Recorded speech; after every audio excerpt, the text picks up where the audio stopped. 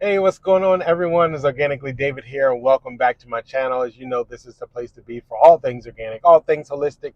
So thank you for joining me on my journey as I strive to live organically and authentically in every way, not just from the physical perspective, which is very important, but also from the mental health perspective, because the mental health is so important that it can actually alter your physical health. And that's what we talked about in the last video when we spoke about adverse childhood experiences and how studies have linked adverse childhood experiences to depression, to heart disease, strokes, um, diabetes, certain cancers, and a myriad of other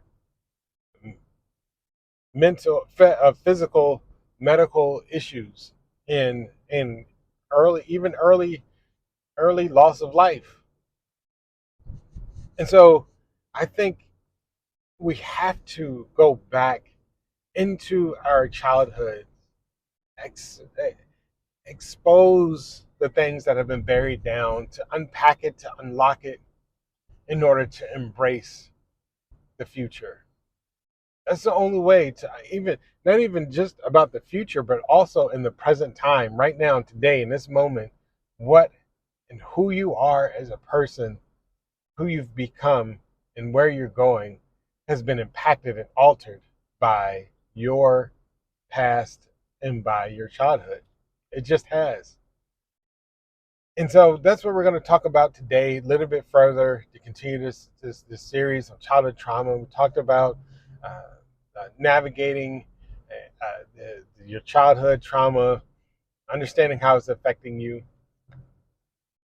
And I want to also say that it's not all about changing who you are, right? Because I think sometimes we feel like we got to make this huge dramatic change to who we are as people. It's understanding how you've become who you are and why you do the things that you do and why do you do things naturally. But you also want to understand that there are some benefits to your trauma. There are some benefits to those experiences because it's made you who you are. You've become more resilient because of it. You've become a better person because of it. So embrace those things. Whatever the benefits are, say to yourself, you know what? I like this about me. I I like that I am this way. I like that I'm a loving person. I like that I am an observant person. I like these things, and I realize that these things are linked to my childhood trauma, but I still enjoy who I am. It's about shedding the pain of the childhood trauma and talking about what's we're talking about today, and that's blocking or safeguarding yourself from the exploitation of your childhood trauma. And what that means is the fact that there are people out there who benefit from your experiences in your childhood, and they're exploiting it to use it to their own advantage. And there, and as you begin to change and alter the process, you're evolving into a different person. The people may not be able to benefit from that trauma, those experiences, and you got to safeguard yourself against that and understanding the signs of it. So that's what we're going to talk about today. And just to shape it up, to add a little color to it, what that means, what all this means, it's like, let's just say and everything is tied back to, I feel everything is tied back to a lack of love, affection, and attention. Because I think that's what we're seeking. We learn as children into our adolescence, adulthood, we learn the things that are going to get us the attention and affection, and sometimes even attention. Bad attention is better than no attention, but we're going to learn all our habits and our techniques from our childhood. So for me, for example, a negative, I learned that I had to be very aware of my impact to other people, to be very aware of the things that I did, said, even the micro emotions, I could not even think anything about it. If I close the microwave too hard, or if I put the plates in the cabinet too hard, it makes too much noise, or like slams. If I throw the forks and the spoons and all that in the drawer into the drawer, it was seen as a form of aggression. So I would get a threat. Okay, keep throwing all that stuff. I'm before I run around here and start throwing some stuff. Then you're gonna be really upset. You're like, what? I wasn't even thinking that way. I wasn't even. My bad. I just closed the door too hard. I wasn't slamming anything. I'll be over here slamming doors and stuff. My bad. I really wasn't thinking that way. So I learned that there are micro emotions that I wasn't even aware of, that I didn't even have any thought about, but I got in trouble for. I got talked to about it. And so I learned that I have to be much more aware of how I come across, my impact to the world around me. At all, I had to be very mindful of that. So the result was for me is that I became a very observant individual. I notice a lot, and that's something that I get feedback a lot. I get a lot of feedback on that I'm a very observant person. They say be careful around him because he notices everything, um, and he reads people really well, and that's because of my childhood trauma. And I like that about myself. I like that I am observant, because the way it benefits me is that I notice everything, and I connect with people very well, and I'm able to recognize the their emotions, their feelings, and allows me to connect well with people. And that's something I don't know if people really benefit. That's something that people benefit from me, because I am able to shape up their thoughts when they're having a difficult time. And again, I recognize and notice everything. And so that's the thing I like. So it's about finding those things in yourself that you enjoy, you like, that you become this way, and understanding that that came through childhood trauma. So you don't want to change that piece. What you want to be able to change are the things that people are able to exploit, and safeguard yourself from maybe some of the pain of people removing themselves or becoming less. Their love is starting to fade away, or their presence is starting to fade because you are changing. And you see that a lot with people who are like a people pleaser. People who are for putting their own needs behind the needs of others. Uh, a lot of times, people pleasers are afraid of conflict. Not necessarily the conflict itself; it's the removal of love that they are fearful of. I really honestly believe people who are people pleasers would be okay with the conflict or combativeness if it didn't mean there was a removal or lack of love, and be maybe a little more confident in themselves, or whatever it is. People who have learned to become promiscuous people because they learn that that gets them the attention, the affection that they missed as a child. You've heard of mommy issues, daddy issues. We're all searching for this love that was missing in our childhoods. And so you want to safeguard yourself in some just 3 steps, or 3 ways. One of just 3 things to take back.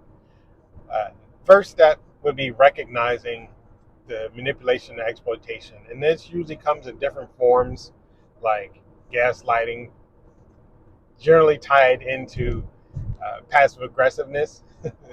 Passive aggressiveness usually comes first and then gaslighting afterwards. They make very controlling statements and use controlling words. Like, I don't know, an example may be this organic foods. People may say to me, you're real picky about your food, and you just obsess over the fact that you need to eat all this healthy stuff and all that.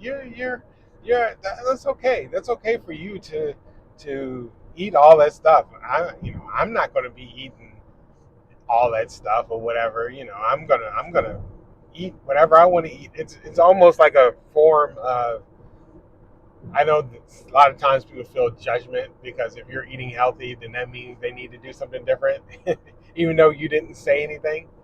And then with recognizing there are a few ways based off of that's true to your personality. Sometimes you just make a mental note to say, okay, this person, I see what they're doing there. I never would have thought that they would have been the ones trying to manipulate or to uh, try to control how I am. Mental note. I'm going to continue to be who I am, but I see that. I see what you're doing. I see what that person's doing. You may not even say anything. You just notice. Okay, all right. I get where they're. I'd have never thought that that person would be that person, but I got it now. Just recognizing it, understanding it, and then sometimes, based off of the person, you may call it out. You may not have to be mean or aggressive behind it. You could just call it out straight and say, it I could be wrong, but it seems like you are saying this, that, or whatever it is. I could be wrong, but from what you just said, I took it this way. You want to explain a little bit more about that? Could you? I'm not sure I fully understand. And you'll find that a lot of times people will either gaslight or they'll back off because to they don't want the confrontation themselves, even what can seem like a confrontation or conflict, versus just them saying whatever it is that they want to say. So many things can be solved just by being honest with each other, but talk about that at great lengths. But recognizing it is the first step. Recognizing that it's happening, understanding it so you can soften the blow. Second is to trust your instincts. You know when something doesn't feel right. You know when someone all of a sudden pops up when there's a benefit of something that you're doing. If you're a giver, you love to give because that somehow that was your love language, that giving gifts and all that. And then all of a sudden the takers always seem to pop up. They always seem to pop up when you're when you're giving stuff. But they're never around when it's their turn to give or when it's your turn to receive. Somehow they're never around. Or maybe they're not as appreciative when you are getting something, when you're receiving something, when you are receiving accolades or appreciation or a gift or something. They're all of a sudden they're gone. They're not happy for you, as happy as they should be based off of the relationship that you're in, like a friend or a family member. And then once you trust your instincts, knowing when something's wrong, then you recognizing that these things are happening and you're just adjusting your behavior accordingly. And then thirdly, just understanding that you got to set clear boundaries.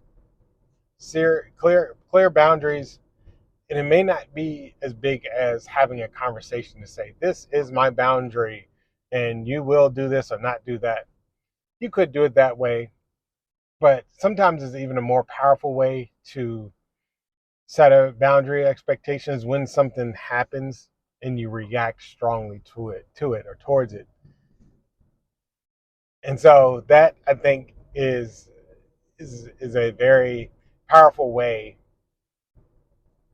for people to know how. You've heard the statement before. You teach people how to treat you. If you whatever way you want someone to experience you, you have to set the tone, the expectation, set clear boundaries. You will not do this, or you will do that if you're going to be around me. And that's really tough a lot of times for the parental child relationships, um, because it's your parent. But setting boundaries with your parents, that can be a very difficult conversation. In order to be around me, or any family member or friend or whomever is in your life that's significant, when you're setting a boundary, and people who are really there for you, people who really love you, if it's a boundary that they can deal with, that's reasonable, even if it's unreasonable. If it's unreasonable, you got to deal with the the repercussions if you set an unreasonable boundary, of course. But if your boundary is reasonable and that most people can follow through on it, uh, and people love you and they care about you, they're going to follow through with it. They don't want to lose the relationship, and they're going to respect it. The last thing I'd say is just any relationship that fades away because you are your authentic you is a relationship that you probably should let go anyway. Not about forcing it, not just allowing it to fade away organically. Sometimes you don't have to cut and sever a relationship. It'll just fade away on its own, just naturally, as you continue to evolve into the person who you are, embrace who you are. I think in the society, so many people want to be right and have great sound bites and all of that. And I don't think that's how we should be approaching life. We should be approaching life from an organic and authentic way that allows everyone to be who they are, and we understand how we can fit together as people. I don't need to change you or change uh, me in order for us to have a good, respectful relationship.